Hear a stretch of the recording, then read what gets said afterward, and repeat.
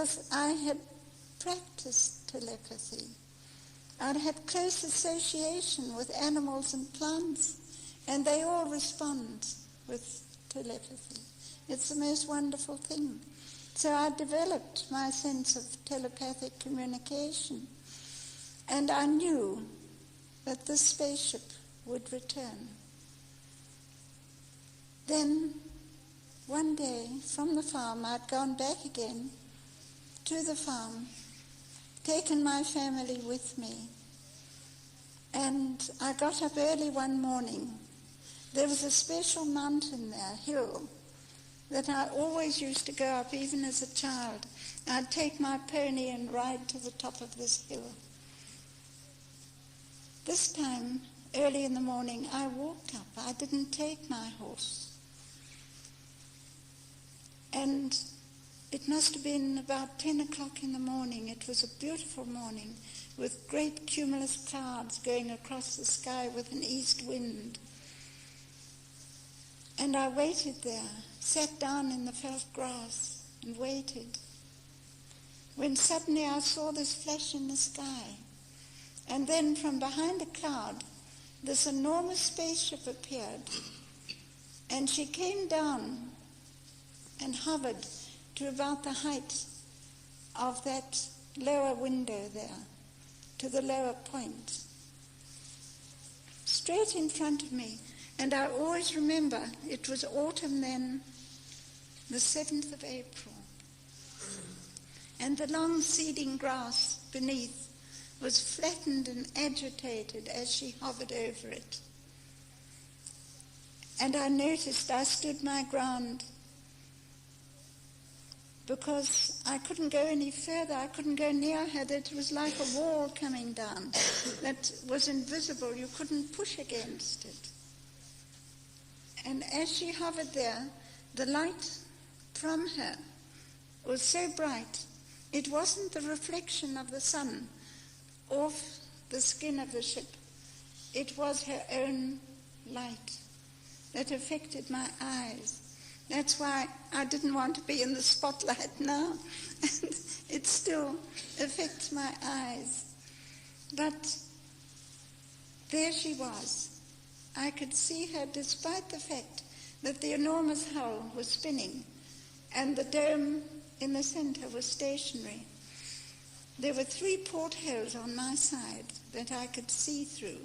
And standing at the center porthole was a tall man. And he was standing there with his arms folded across his chest, just looking back at me. And I stood my ground and looked back at him.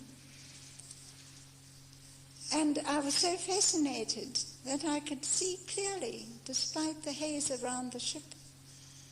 I could see his face. And then I realized that I must observe his ship, because this was part of my work in intelligence, that I had to observe.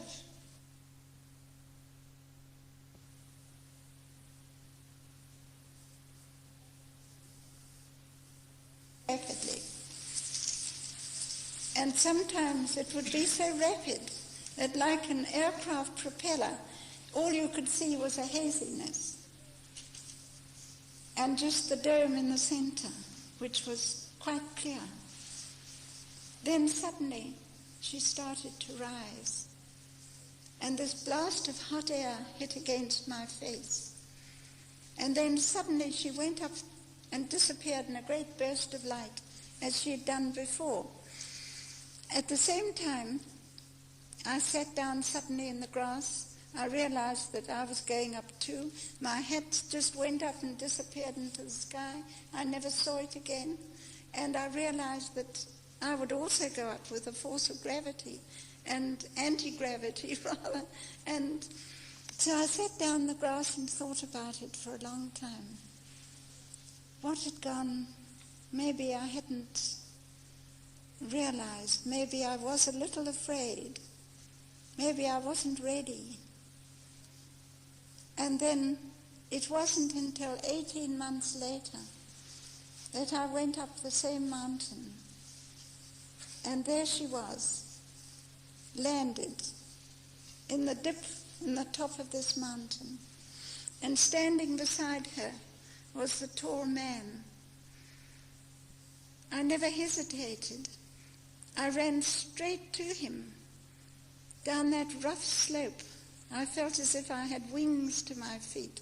I never even tripped over these great tufts of grass and stones and rocks and all sorts of things. And I held out both my hands to him.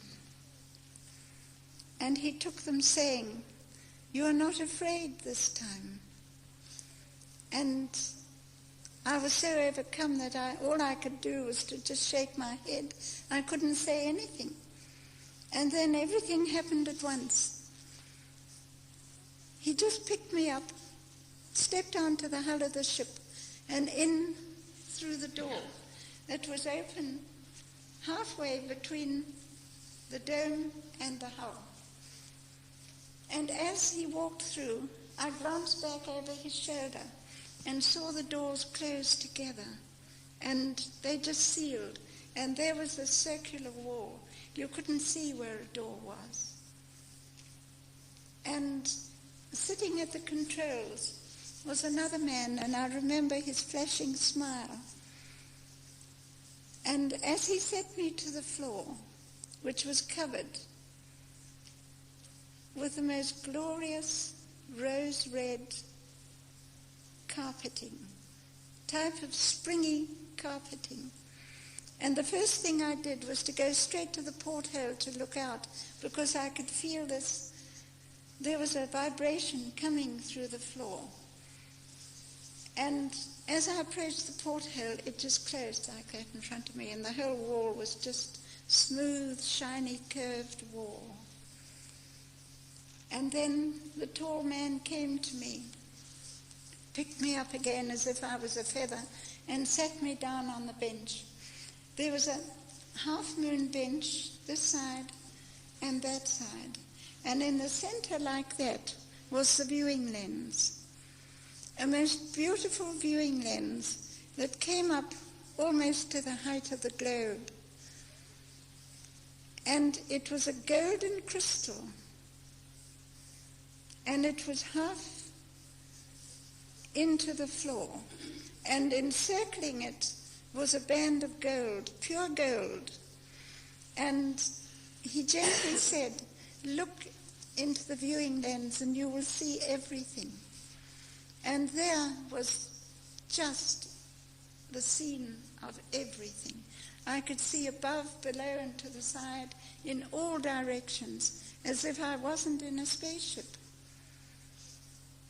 And I realized that the walls were changing color as we were moving, changing color like you've got here, the rainbow colors.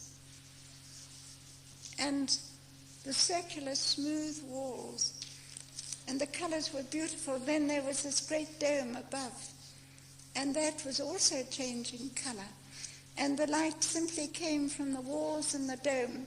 There were no separate electric lights at all. The whole lighting system just emanated from the walls and the dome. And there was certainly no separate lights. And there were no cables or anything to connect it. It really was the most beautiful sight. And then I spent the whole day with them. They took me with them and brought me back again that late evening. And so the whole story began from that. And after that, I had 9 wonderful years of earth time with Arkan. That was his name. Of course, I've written a book about it. It's all in my book, which is entitled Beyond the Light Barrier.